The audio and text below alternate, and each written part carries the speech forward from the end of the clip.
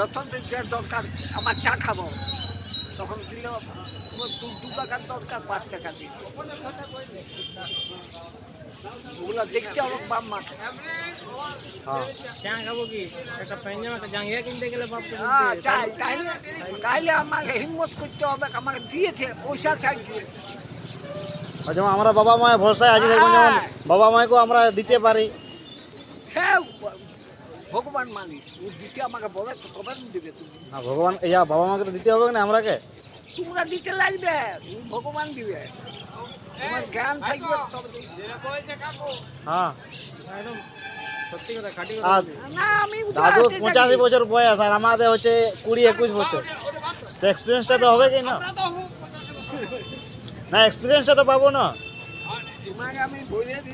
দাদুর অভিজ্ঞতাটা আছে ততদিনের হ্যাঁ যে আমাদের হ্যাঁ, দেখে রেখেছে আমি যখন